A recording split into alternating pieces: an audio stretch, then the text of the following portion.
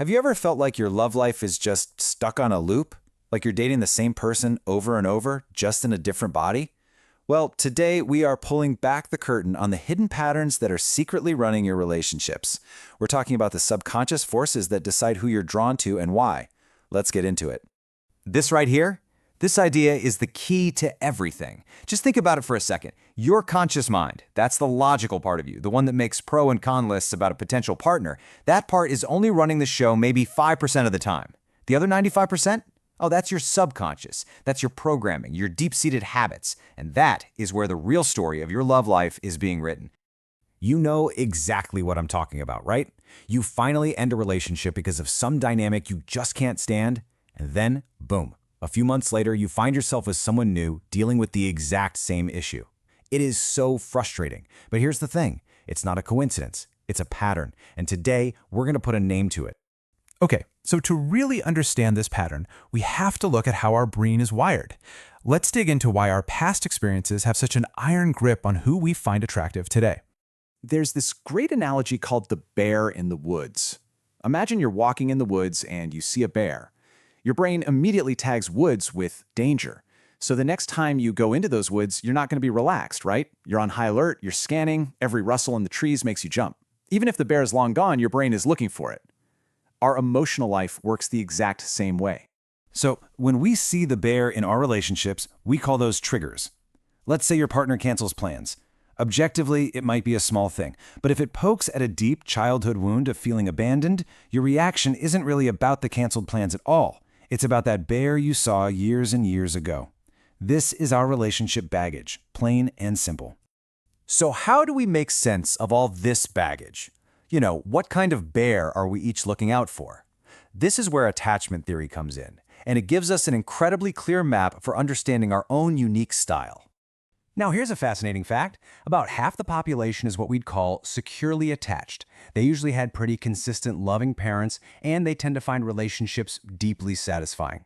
But for the other half of us, our relationship struggles can almost always be traced back to one of three insecure attachment styles that we developed as kids just to cope with our environment. And this chart really lays it all out. Each style has its own specific bear. So for the anxious style, which often comes from inconsistent parenting, the bear is abandonment. They're terrified of being left. For the dismissive avoidant, who often grew up with emotional neglect, the bear is being trapped or smothered. And then you have the fearful avoidant, who might have had a more chaotic childhood, and they're afraid of both. These deep core wounds are what dictate our triggers. This brings us to the big paradox, the thing that drives so many of us absolutely crazy in our dating lives.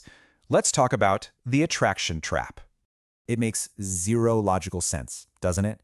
If you have a deep fear of abandonment, why do you seem to be so drawn to people who are emotionally unavailable?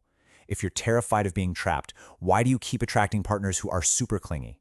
Well, the answer is in this battle that's happening between your two minds. And here is that battle. Your conscious mind wants a healthy, secure, loving partner. It's got the checklist. But your subconscious mind, the one running 95% of the show, it doesn't really care about healthy. It cares about one thing: familiar. It thinks that whatever is familiar must be safe, even if that familiar feeling is anxiety or neglect or chaos.